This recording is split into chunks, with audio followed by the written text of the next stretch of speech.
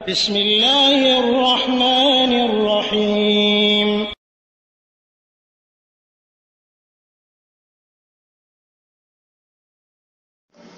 আসসালামু আলাইকুম রহমতুল্লাহ।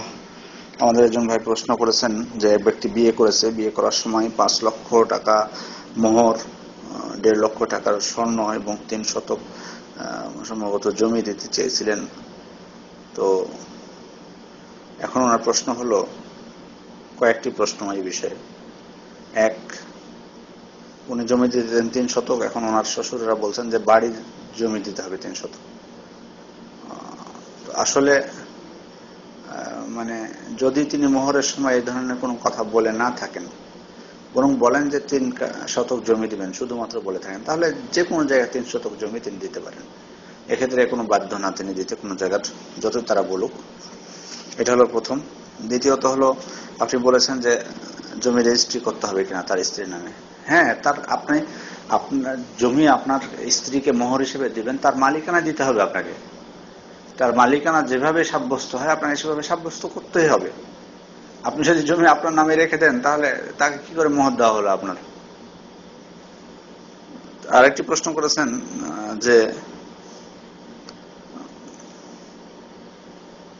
যদি উনি তখন 14 বছর আগের ঘটনা, যে 5 লক্ষ দিতে চেয়েছিলেন, এখন তো টাকার মূল্য কমে গেছে, স্বাভাবিকভাবে হয়তো 5 লক্ষর জায়গায় তখন 5 লক্ষতে যা জিনিস পাওয়া যেত, এখন হয়তো 7 লক্ষ 8 লক্ষতেও সেটা পাওয়া যাবে না হয়তো। ওই জন্য উনি বলছেন যে বেশি দিতে হবে কিনা। জি না, বেশি দিতে হবে না, বেশি দিতে হবে না, বেশি দেওয়া বৈধ হবে না, বরং 5 লক্ষ টাকাই দিবেন। আর আপনি বলেছেন যে মানে একবারে দিবেন কিনা, না আপনি এতদিন থেকে তো দেননি, এতদিন থেকে দেননি, কি করে বলবো যে একবারে দিতে হবে? আস্তে আস্তে দিয়ে দিবেন। তবে এগুলো মাথায় রাখা ঠিক না, এগুলো জিম্মায় রাখা ঠিক না, এগুলো যত দ্রুত সম্ভব পরিশোধ করে দেওয়াটাই ভালো। এটি একটি হক তার, এটি হক এবং এটি আপনার জিম্মায় আছে, এখন তাকে দিয়ে দিতে হবে এটি। সুতরাং আপনি আপনার সাধ্য অনুযায়ী দিয়ে দিবেন। এই সুযোগে আমি একটি কথা বলি যে আমাদের সমাজে এই যে মোহর নিয়ে মাশাআল্লাহ মানে কে কত করতে পারে মোহর, যেমনটি উনি করেছেন 14 বছর আগের ঘটনাও দিয়ে। মানে কারণ আমাদের দেশে একদল হুজুর আছেন যারা বলেন যে মানে বউর কাছে মাপ চেয়ে নিলে হবে। তখন কি করে, 5 লক্ষ হয়তো, 5 লক্ষ 1.5 লক্ষ 3 শতক জমি যত আছে একবারে নাম দিয়ে দিল, নামে যাতে হয় অমুক তাকে এত মোহর দিয়েছে, ভিতরে আছে যে ক্ষমা চাইবে। লজ্জাজনক, এটি অত্যন্ত নির্লজ্জ মানুষের এগুলো পরিচয়। যার লজ্জা আছে তিনি এটি করতে পারেন না কখনো। কিসের মাপ চাইবে? একমাত্র নির্লজ্জ মানুষের মাপ চাইতে পারে। আপনার স্ত্রী যদি আপনাকে ক্ষমা করে দেয় সেটি তার বিষয়, ক্ষমা চাইবে এটি কোন, এটি তো লজ্জার শিক্ষা দেওয়া মানুষকে। আমরা কি করে বলতে পারি যে ক্ষমা চেয়ে নিবে? অসম্ভব। এটি কাপুরুষের পরিচয়।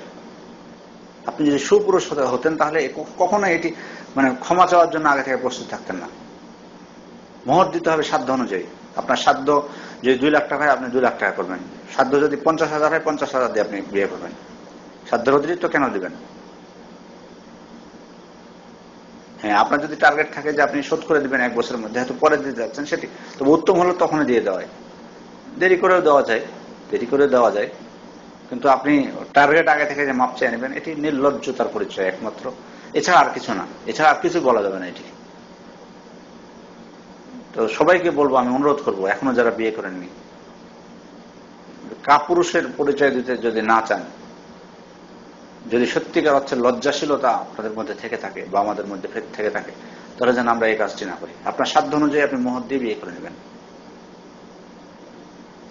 যাই হোক, আল্লাহ আমাদেরকে দিনের সঠিক জ্ঞান দান করুন, আমিন। আসসালামু আলাইকুম ওয়া রাহমাতুল্লাহি।